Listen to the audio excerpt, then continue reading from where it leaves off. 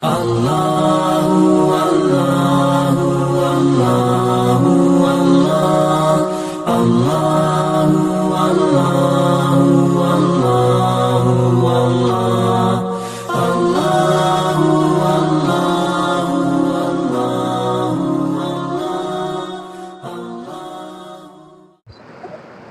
لله نحمده ونستعينه ونستغفره ونؤمن به ونتوكل عليه ونعوذ بالله من شرور أنفسنا ومن سيئات أعمالنا من يهده الله فلا مضل له ومن يضلل فلا هادي له ونشهد أن لا إله إلا الله وحده لا شريك له وأشهد أن محمدا عبده ورسوله أما بعد فإن خير الحديث كتاب الله وخير الهدي هدي محمد صلى الله عليه وسلم وشر الأمور محدثاتها وكل محدثة بدعة وكل بدعة ضلالة وكل ضلالة في النار.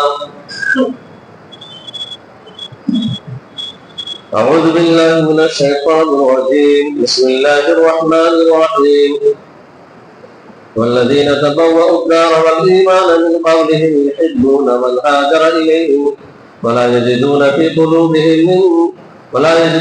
قلوبهم حاجة مما أوتوا ويؤثرون على أنفسهم ولو كان بهم خصاصة ومن يوق شح نفسه فأولئك هم المفلحون. برادران اسلام، حاضرین جمعہ، اسلامی بھائیوں، پیاری ماں اور بہنوں، ہمیں سب سے پہلے اللہ تبارک و تعالیٰ کی تعریف کرنی چاہیے اور ہر حال میں اس کا شکر ادا کرنا چاہیے کہ وہ تمام لوگوں کا خالق و مالک ہے. ہماری ہر قسم کی عبادت کا مستحق وہی ہے. وہ ازل سے ابد تک قائم رہے گا. ساری دنیا پر اسی کی حکمرانی ہے. ساری کائنات کا نظام وہی چلانے والا ہے.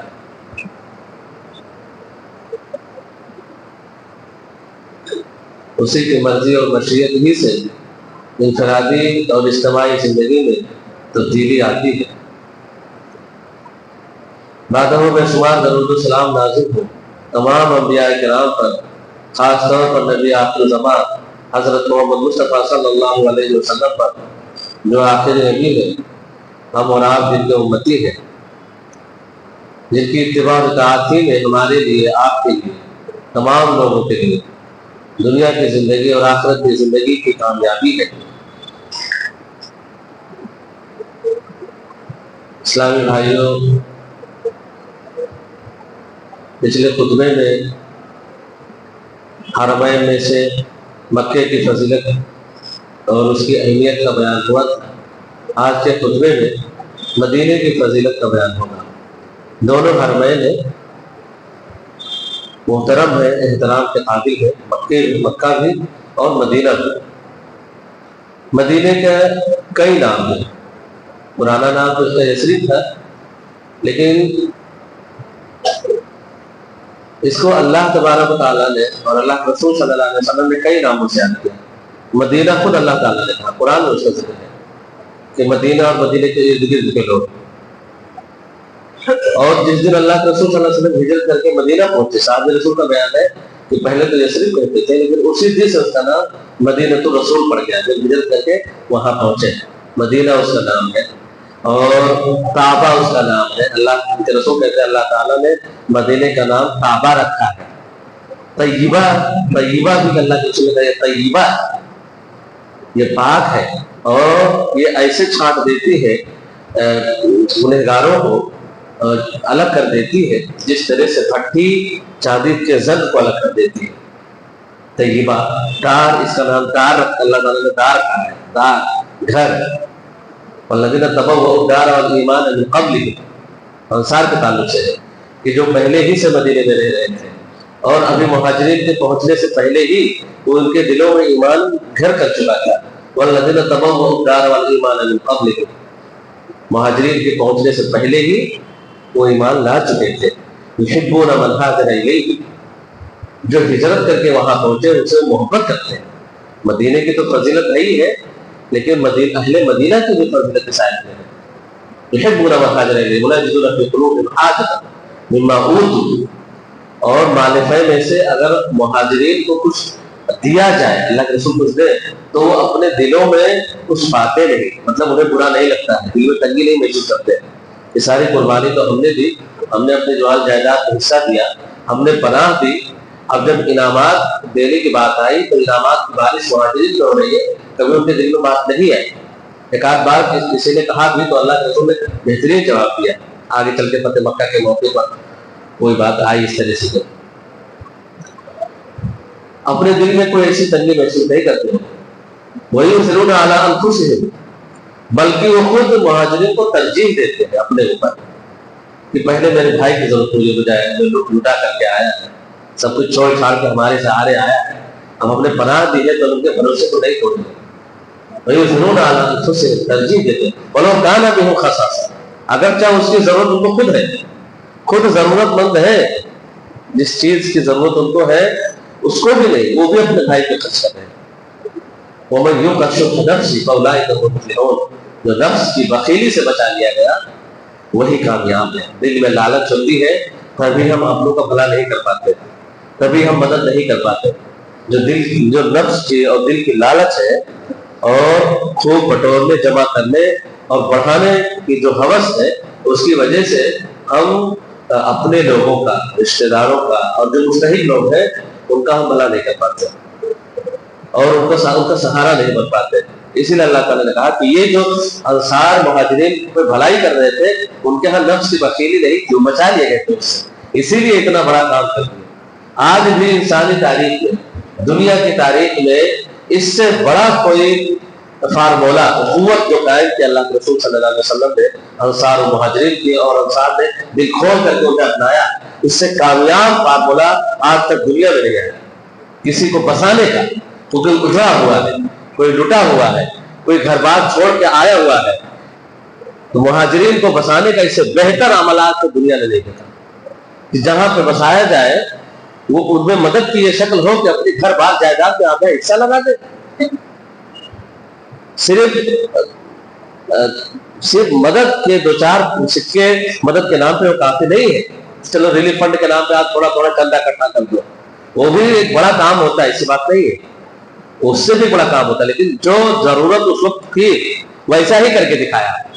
और आज भी अगर किसी को बसाना हो और किसी लुटी हुई बस्ती को नए सिरे से आबाद करना हो तो ये चीज अपनानी पड़ेगी जो अल्लाह के रसूल सल्लल्लाहु अलैहि वसल्लम ने अपनाई और अंसार को तैयार किया, इस लायक बनाया कि उन्होंने अपने घर में, जायदाद में, खेतों में, नखलिस्तानों में बराबर का शरीक बना दिया, आधा बिला चोचरा आधा हिस्सा दे दिया। बल्कि आप हैरत में पड़ जाएंगे कि एक साहब रसूल ने साद बिन रबी गालिबन, उन्होंने तो कहा, ये तो अब्दुर्रहमान बिन औफ जो उनके भाई थे, भाई बनाया गया था और कहा गया था ये जो कुव्वत का रिश्ता है वो उस खूनी रिश्ते से बढ़कर है, ये ईमान के रिश्ते पर जो कुव्वत कायम की गई, इस बुनियाद पर ये रिश्ता बड़ा मजबूत है। तो कई लोगों को, कई मुहाजिरीन को अंसार का भाई बनाया गया था, तो उसमें से एक भी अब्दुर्रहमान बिन औफ को साद बिन रबी का भाई बनाया गया था।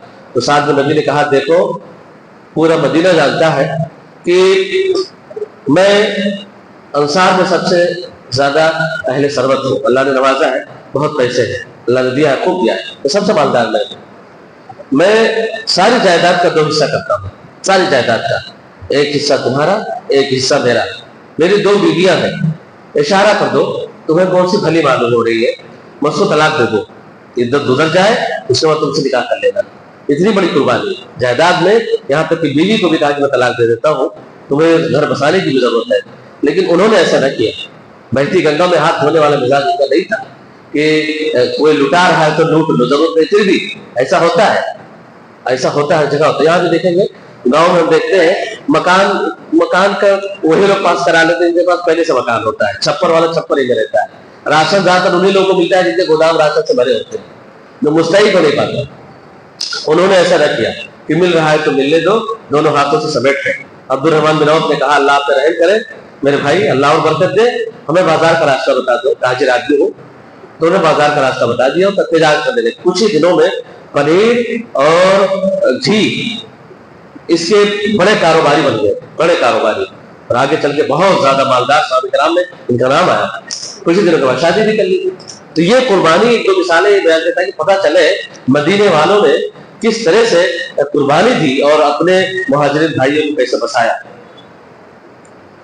حضرت ابو ہریرہ رضی اللہ تعالیٰ عنہ بیان کرتے مطلب کیسے ترجیح دیتے، وہی سن اعلیٰ انفسہم، کیسے ترجیح دیتے تھے اپنے بھائیوں کو۔ اللہ کے رسول صلی اللہ علیہ وسلم تھے محفل میں، ایک صحابی آئے اور انہوں نے کہا میں بھوکا ہوں، تو اللہ کے رسول نے اپنی بعض ازواج مطہرات کے ہاں پتہ کروایا کہ دیکھیں کچھ ہے، تو جواب آیا والذی بعثک بالحق ما عندی الا ماء، کہ قسم ہے اس ذات کی جس نے آپ کو حق کے ساتھ مبعوث کیا ہے، اللہ کے رسول میرے پاس پانی کے سوا کچھ نہیں۔ اسی سے ملتا جلتا جواب تمام ازواج مطہرات کے ہاں سے آیا۔ اتفاق تھا کہ اس دن کھانے میں پانی کی طرف کچھ نہ کیا، کھانے کی کوئی چیز نہ تھی۔ اس کے بعد اللہ کے رسول نے بھرے مجمع میں اعلان کیا کہ کون ہے اللہ رجل یضیف اللیلہ، کون ہے جو آج رات اس کی ضیافت کرے، یرحمہ اللہ، اللہ اس سے رحم کرے۔ پھر ایک صحابی انصاری صحابی کھڑے ہوئے اور کہا کہ اللہ کے رسول میں ان کی ضیافت کروں گا۔ غربت کا زمانہ تھا اور ظاہر سی بات ہے جن کا نہیں ہوتا ہے آپ کو پڑھ کر کے زیادہ حصہ وہی لیتے ہیں۔ پیسے والوں کو، مالداروں میں اللہ تعالیٰ توفیق کم دیتا ہے، بہت کم ایسا ہوتا ہے، ان کا لالچ ہوتی ہے دولت کی اور جمع خوری کی۔ جن کا نہیں ہوتا ہے اللہ تعالیٰ ان کو جذبہ زیادہ دیے رہتا ہے۔ ایک کھڑے ہوئے صاحب حالانکہ ان کے پاس بھی نہیں تھا، لیکن وہی سرون اعلیٰ ان کو سے دیکھے کس طرح سے ترجیح دیتے تھے۔ انہوں نے کہا اللہ کے رسول میں ضیافت کروں گا ان کی۔ اس کے بعد گھر کے بھاگے بیوی سے کہا رسول کے مہمان ہیں اور ان کی ضیافت کرنی ہے۔ کچھ گھر میں انہوں نے کہا کہ اللہ کی قسم کچھ نہیں ہے، بس بچوں کا کھانا ہے، بس آج تو ہم کو اور آپ کو بھی بھوکا رہنا تھا، بچوں کو صرف کھانا بچاؤ تاکہ وہی کھلاتے تھے، اور بچوں کو بہلاؤ پھسلاؤ، جب روئے کھانے کے لیے تو سلا دو کسی طرح سے۔ اور اس نے ایک بیوی نے وہی کیا، سلا دیا اور کہا کہ وہ کھانا مہمان کو کھلا دو۔ اتنا بھی نہیں تھا کہ مہمان کے ساتھ بیٹھ کے خود بھی کھا سکے، ورنہ گھٹ جاتا تھا۔ تو ایک ترکیب اپنائی، انہوں نے کہا کہ جب ہم کھانے بیٹھیں گے مہمان کے ساتھ تو تم میرے پاس آنا کسی بہانے سے، اور انہیں لگے کہ تم جو ہے کھانے میں ساتھ دے رہی ہو میرا، اور چراغ بجھا دینا تاکہ پیٹ بھر کے کھا لے، اور میں ایسے کروں گا جیسے لگ رہا ہے میں کھانا کھا رہا ہوں۔ وہی کیا کہ کھانا کھانے لگے مہمان اور صحابہ رسول، تو وہ آئیں اور چراغ درست کرنے کے بہانے انہوں نے بجھا دیا، اور پھر وہ پلیٹ میں ہاتھ گھماتے رہے تاکہ مہمان کو لگے کہ یہ بھی کھانا کھا رہے ہیں، اور پیٹ بھر کے کھا لیا انہوں نے۔ صبح کو جب نماز پڑھنے گئے تو اللہ کے رسول کو ان کی یہ ادا اتنی پیاری اللہ تعالیٰ کو کہ نبی کو بتا دیا کہ جن کے پاس آپ نے مہمان کو بھیجا تھا یہ ہوا ہے۔ تو اللہ کے رسول نے کہا کہ اللہ تعالیٰ کو ہنسی آئی، اللہ تعالیٰ کو تعجب ہوا اس معاملے پر، فلاں اور فلاں کی حرکت سے، مطلب کوئی غلط بات نہیں تھی، لیکن مہمان کو، اللہ کے رسول کے مہمان کو کھلانے کے لیے کس طرح سے انہوں نے طریقہ اپنایا کہ اسے پتہ بھی نہ چلے اور وہ بھوکا بھی نہ رہے، چونکہ لے کر کے آئے تھے اللہ کے رسول کے مہمان کو۔ تو باقاعدہ پھر یہ آیت کا ٹکڑا بڑھایا گیا، وَيُسِرُونَ عَلَىٰ أَنفُسِهِمْ وَلَوْ كَانَ بِهِمْ خَصَاصَةٌ، یہ آیت نازل ہوئی انہی صحابہ رسول کے شان پر کہ وہ اپنی ضرورت تھی، وہ بھی بھوکے تھے، بچے بھوکے تھے، لیکن مہمان رسول کو کھلایا۔ تو یہ مدینہ اور مدینے والوں کی فضیلت ہے کہ اللہ تبارک و تعالیٰ، یہ شہر بھی اللہ کے رسول کو بہت محبوب تھا۔ شروع میں عائشہ بیان کرتے ہیں ہجرت کر کے جب آئے تو مدینے کی آب و ہوا راس لائے، بخار ہو گیا تھا، ابو بکر پہنچے بلال کو بخار ہو گیا، تو اللہ کے رسول نے دعا دی اللہم حببنا المدینہ حببنا الیک المدینہ کحبنا مکہ او اشد، اللہ تعالیٰ میرے نزدیک مدینے کو محبوب بنا دے جیسے کہ ہم مکے سے محبت کرتے ہیں، بلکہ اس سے زیادہ محبوب بنا دے۔ یہاں کے مد میں برکت دے، یہاں کے سام میں برکت دے، ہمارے لیے یہاں قیام صحت مند بنا، یہاں کی بیماری کو جوہبہ کی طرف منتقل کر دے۔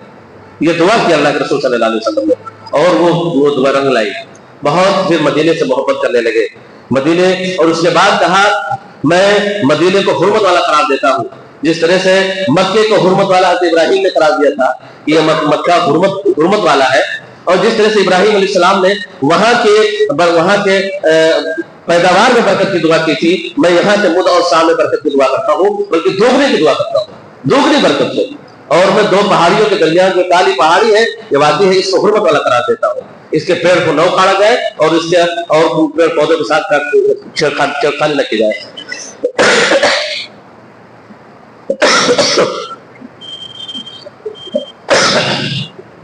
ایک بار اللہ کے رسول صلی اللہ علیہ وسلم کچھ غنیمت کا مال تقسیم کر رہے تھے فتح مکہ کے وقت، اور جب فتح مکہ کے بعد غنیمت کا مال تقسیم کرنے لگے، خوب ڈھیر زیادہ دینے لگے مہاجرین کو، دوسرے لوگوں کو، تو شاید کسی کی تشویش یہ ہوئی کہ ابھی ہمارے تلواروں سے خون کے قطرے دشمنوں کے ٹپک رہے ہیں، ابھی خون سوکھے بھی نہیں ہے، اور اس طرح سے ان کے ساتھ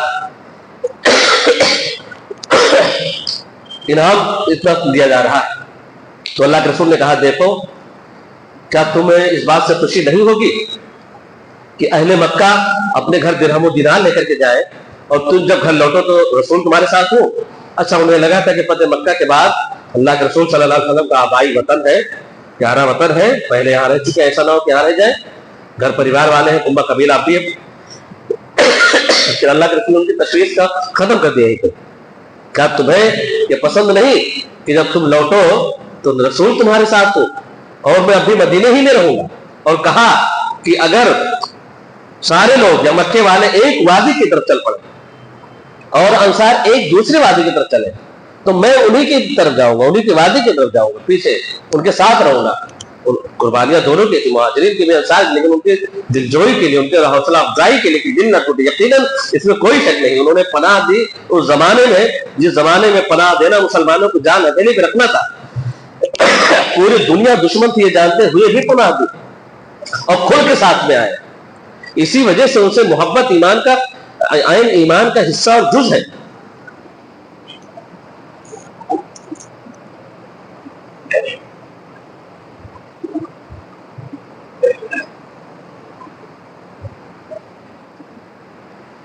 حدیث میں اللہ کے رسول صلی اللہ علیہ وسلم نے ان کی فضیلت کس طرح بیان کیا؟ انصار لا یحبهم الا مؤمن ولا یبغضهم الا منافق۔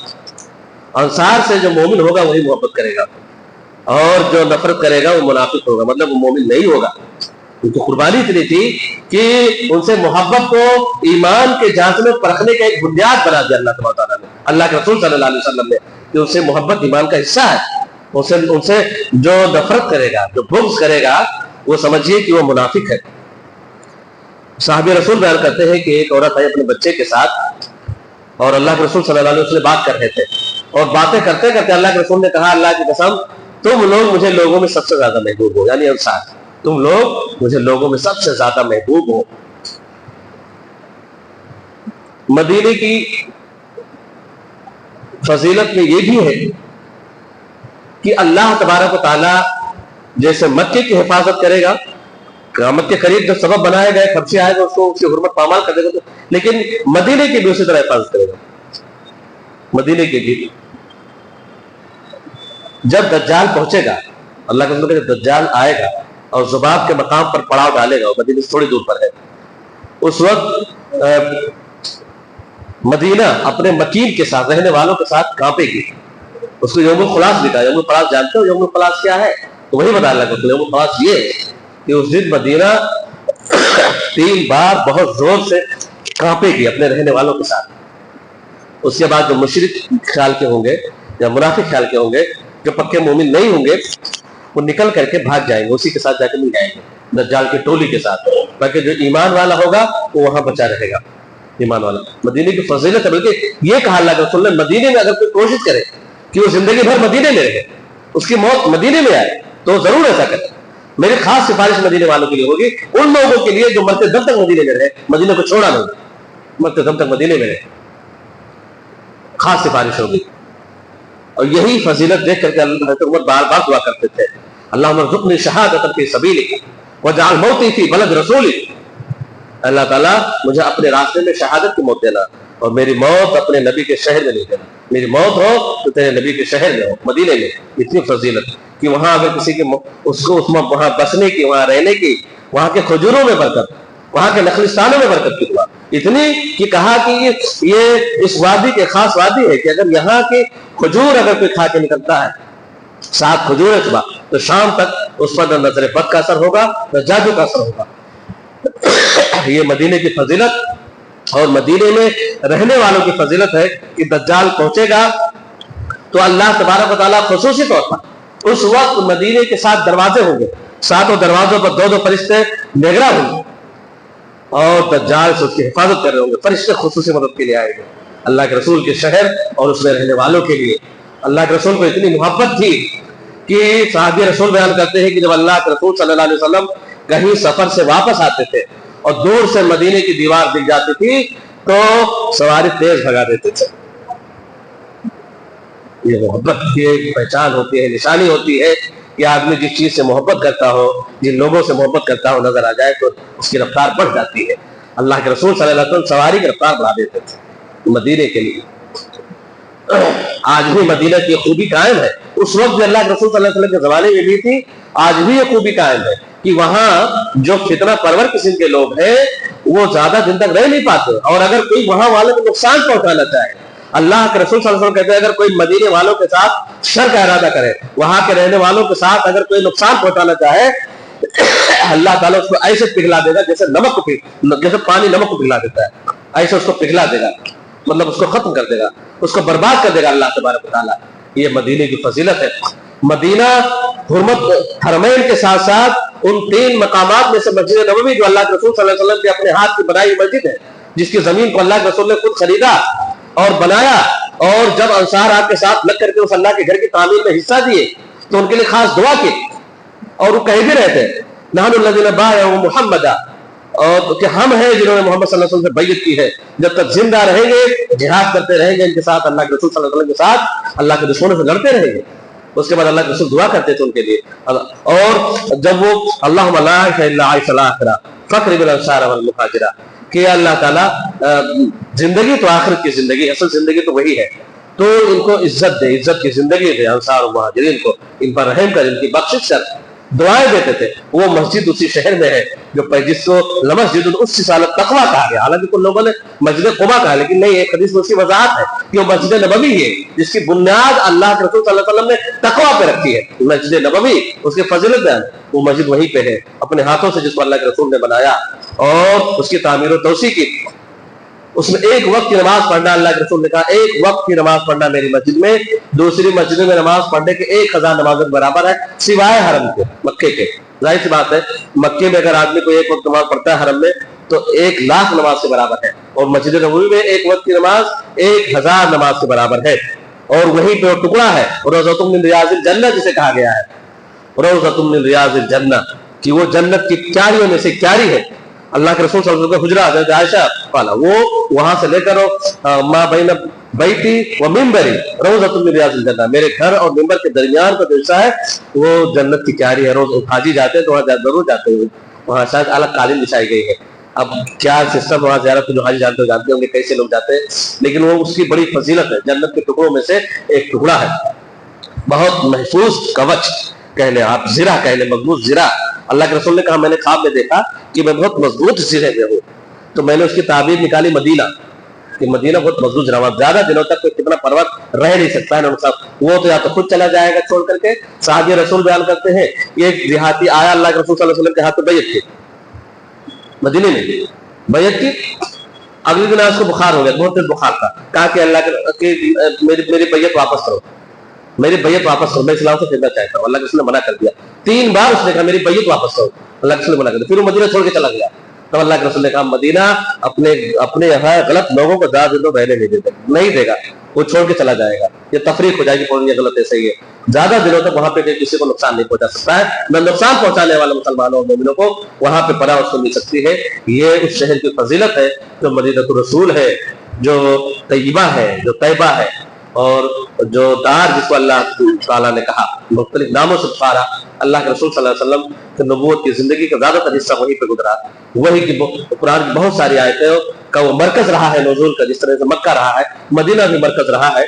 ये वो दोनों शहर है जिनको हरमैन कहा गया है, और वही मस्जिद है जो 3 मसाजिद में से मस्जिद नबवी इला तुशद्दुर रिहाल इल्ला इला सलासति मसाजिद, उसमें से मस्जिद अक़सा, मस्जिद हराम और मस्जिद नबवी की जियारत की नियत से, सवाब की नियत से रहने रखते सफर बांधा जा सकता है। दुनिया में कोई चौथी जगह नहीं जहां पे सवाब की नियत से, जियारत की नियत से किसी मस्जिद के पास जाया जाए, जियारत की नियत से, सवाब की नियत से नहीं जाया जा सकता। बस यही 3 मसाजिद है, इन्हीं को खुसूसियात हासिल है। और खास तौर पर जो शहर मक्के मदीने, ये हमारी तारीख का हिस्सा है, ये हमारी शरीयत का हिस्सा है, इस्लामी तारीख का हिस्सा है। बल्कि इन दोनों शहरों से और इनके रहने वालों से मोहब्बत एक इस्लामी तकाजा भी है। اگر وہ اپنے ایمان پہ قائم ہے اور اللہ کے رسول صلی اللہ علیہ وسلم کے طریقے پہ قائم ہے۔ اللہ تبارک و تعالی ہم تمام لوگوں کو یہ بات سمجھنے کی توفیق دے۔ ہم میں سے جو لوگ ان دونوں شہروں کی زیارت کرنا چاہتے ہیں، حج کرنا چاہتے ہیں، اللہ تعالیٰ چاہے عمرہ کرنا چاہے یا حج کرنا چاہے، اللہ تعالیٰ انہیں توفیق دے، ان کے حج کو قبول کر۔ جو نہیں وہاں جا سکے ہیں، اللہ تعالیٰ ان کے دل میں شہر کی محبت بیٹھا تاکہ وہ جائیں، اپنے قبلے کو دیکھیں، میرے نبی کو شہر کو دیکھیں اور ان کی آنکھیں ٹھنڈی ہو۔ بارک اللہ لنا ولکم فی القرآن ونفعني وإياکم بالآیات والذکر الحکیم، انہ تعالی جواد کریم ملک رؤوف رحیم۔